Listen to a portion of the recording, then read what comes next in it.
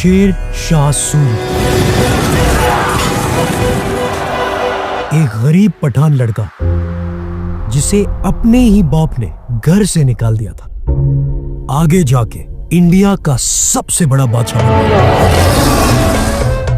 India की सबसे बड़ी एम्पायर द मुगल एम्पायर के बादशाह हुमायूं को हराकर इंडिया पर सबसे पहला मुसलमान हमला 17 साल के मोहम्मद बिन कासिम ने किया था। सिंध पर हमला करो। पर यहाँ कोई हुकूमत नहीं बनाई। इसके बाद गजनवी आया, लेकिन उसने भी सिर्फ हमले किए, कोई हुकूमत नहीं बनी। फिर आया गौरी और यहाँ से पहली दफा दिल्ली सल्तनत शुरू हुई। पहले ममलूक, फिर अलाउद्दीन खिलजी और करते करते इंडिया की सबसे बड़ी एम्पायर, जिसे ऑफ कोर्स हम सब जानते हैं, द मुगल एम्पायर। जिस बादशाह बाबर ने ये एम्पायर बनाई थी वो फौत हो गया और उसका सबसे बड़ा बेटा हुमायूं नया बादशाह बन गया। एक दिन हुमायूं के पास एक मिनिस्टर दौड़ता हुआ है और कहा, बादशाह सलामत, शेर खान ने पूरा बंगाल अपने कब्जे में ले लिया। तो हुमायूं ने एकदम जवाब दिया, कौन सा शेर खान? फरीद खान, वो 2 टके का पठान जिसे अपने ही बाप ने घर से निकाल दिया था। ये अब मुझसे लड़ेगा।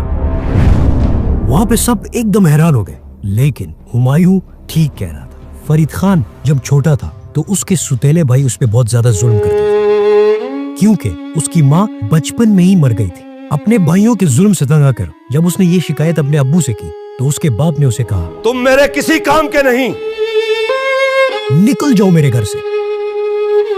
तो वो 15 साल की उम्र में घर छोड़ के दूर एक सिटी गया जो अपने स्कूल्स के लिए फेमस थी। वहां उसने दिन रात पढ़ाई थी और डिफरेंट लैंग्वेजेस और हिस्ट्री पढ़नी शुरू की। उसकी जहानत से उसके टीचर्स बड़े इंप्रेस थे और कहते थे कि ये लड़का आगे जाके कुछ बहुत बड़ा करेगा।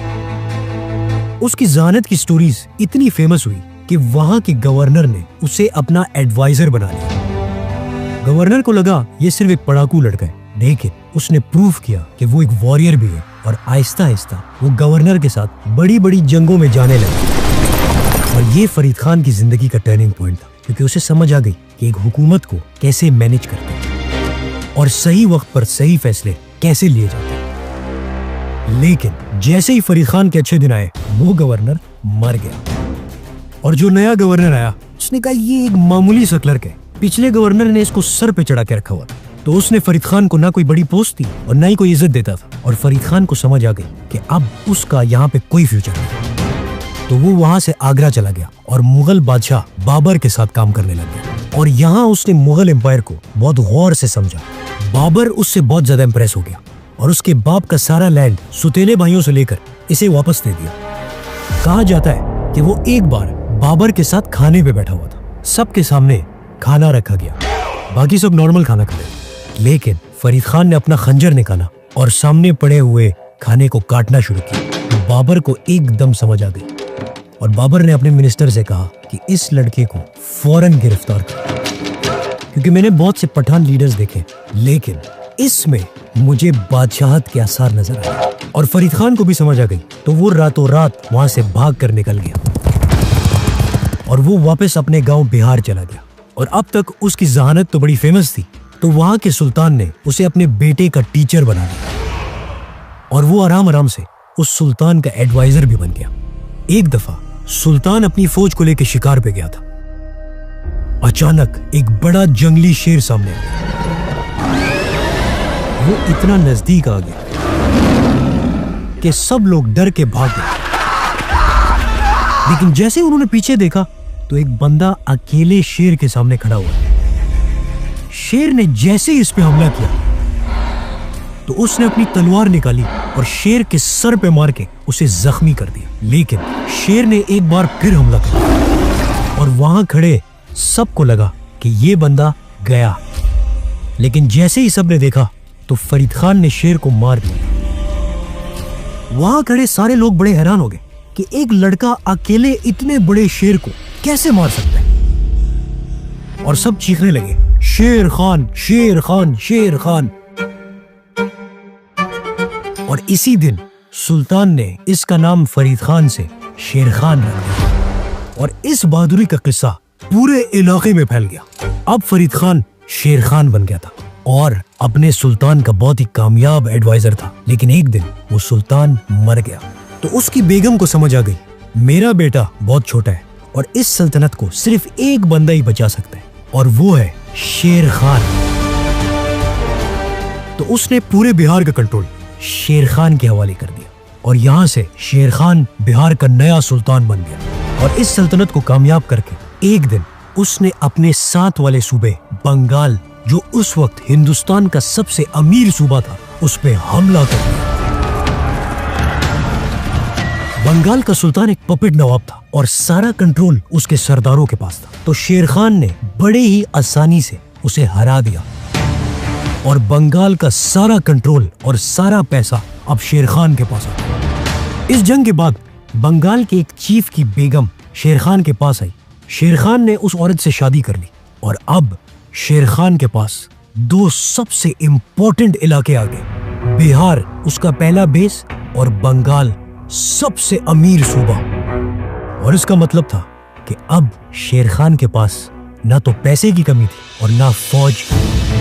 अब वो छोटे इलाकों का शेर नहीं था, अब वो बड़े इलाकों का पावर प्लेयर बन गया। इसलिए जब बादशाह हुमायूं को उसके मिनिस्टर ने ये सब बताया तो उसने कहा कि ये 2 टके का पठान जिसको अपने ही बाप ने घर से निकाल दिया था, ये मुझसे लड़ेगा। मैं हुमायूं, बाबर का बेटा, शहजादों का शहजादा, मुगल बादशाह, अब इसे तबाह बर्बाद कर दूंगा। निकालो मेरी फौज। और वो फुल स्पीड बंगाल की तरफ रवाना हुआ। जैसे ही वो बंगाल पहुंचा तो शेर खान ने उसे हराकर खत्म कर दिया।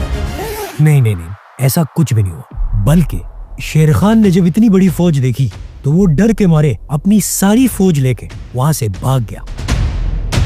हुमायूं ने हंस के कहा कि मैंने तो पहले ही कहा था, ये भूखा नंगा पठान, ये छोटा सा खान, ये मेरे से लड़ेगा, ये मेरे किसी मुकाबले का है ही नहीं।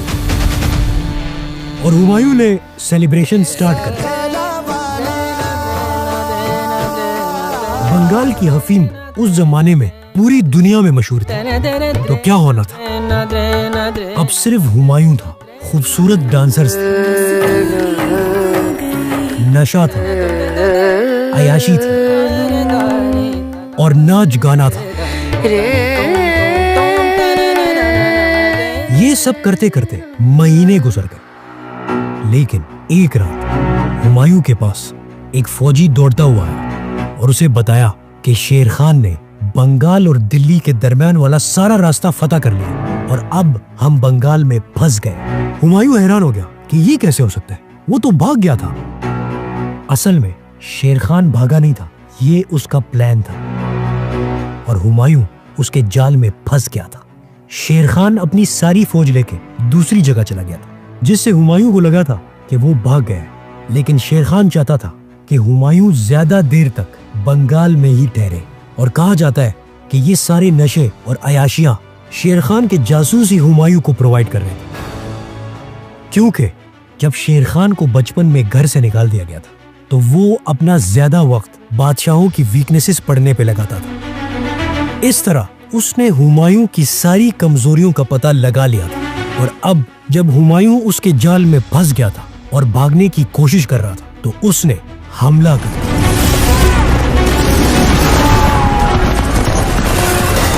और ये दोनों फौजें एक दूसरे के सामने आ गई। एक तरफ शेर खान की 15,000 और दूसरी तरफ हुमायूं की 50,000 की फौज खड़ी थी।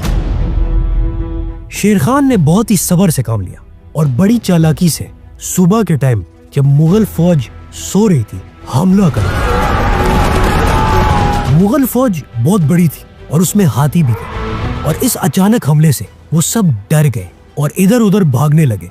हुमायूं ने जब ये सब देखा तो उसके पास कोई ऑप्शन नहीं था, तो वो गंगा रिवर की तरफ भागने लगा और उसे क्रॉस करने के लिए वो एक हाथी पर बैठा और जैसे ही हाथी पानी में गया तो वो घबरा गया और उसने हुमायूं को गिरा दिया हुमायूं डूबने लगा तो वहां पे एक गरीब बंदा कश्ती पर जा रहा था। उसने जब ये देखा, वो अपनी कश्ती हुमायूं की तरफ तेजी से लेके आया और उसे बचा लिया और शेर खान ये जंग जीत गया।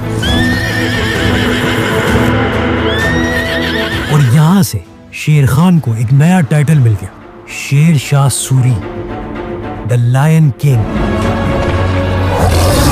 इस जंग के बाद हुमायूं मुश्किल से जिंदा बचा था और अपने बचे कुचे सिपाहियों के साथ वो वापस आगरा भाग गया। और अब हुमायूं की फौज टूट चुकी थी और पैसा खत्म हो गया था और उसके भाई भी उसके साथ वफादार अब नहीं रहे और हुमायूं अब अकेला रह गया था। लेकिन हुमायूं ने एक बार फिर फौज जमा करने शुरू की और शेरशाह सूरी पर फिर हमला कर दिया।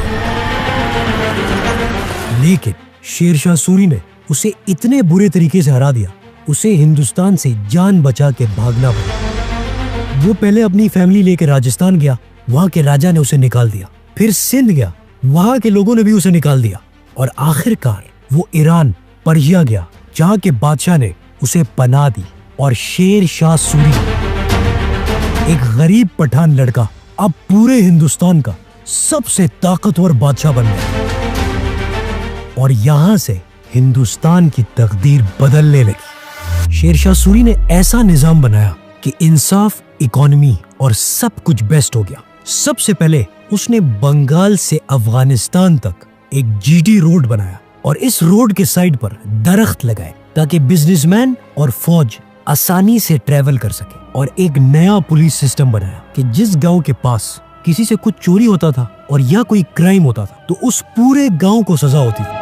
तो जब भी कोई मेहमान किसी गांव के करीब रात गुजारता था तो उस गांव के सारे लोग सारी रात खुद उसकी हिफाजत करते थे। और आहिस्ता आहिस्ता इतना अमन आया कि कहा जाता है कि उस जमाने में एक बूढ़ी औरत अपने सर पे सोने की टोकरी लेके बंगाल से काबुल जा सकती थी। कोई चोर और डाकू उसका कुछ नहीं बिगाड़ सकता था। लेकिन शेरशाह सूरी ने सबसे बड़ा काम ये किया कि उसने पहली दफा इंडिया में एक नई करेंसी बनाई जिसका नाम हम सब जानते हैं, रुपी। और आज तक तकरीबन 8 कंट्रीज वही करेंसी यूज कर रहे हैं। ये करेंसी अब इंडोनेशिया में भी यूज हो रही है।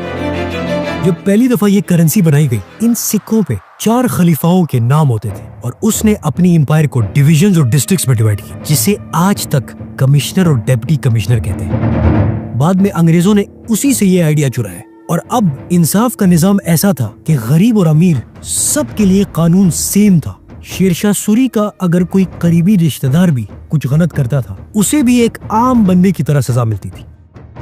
एक दिन वो अपनी फौज को लेकर एक बहुत ही स्ट्रॉन्ग किले को फतह करने गया और वहां वो फ्रंट से लीड कर रहा था। लेकिन उस किले के दीवार इतने स्ट्रॉन्ग थे, शेरशाह ने हुक्म दिया कि तोप आगे कर। जैसे ही वो तोप चलने वाला था तो वहां पे एक तोप फट गया, जिसकी वजह से शेरशाह सूरी जख्मी हो गया और इसी वजह से वो फौत हो गया।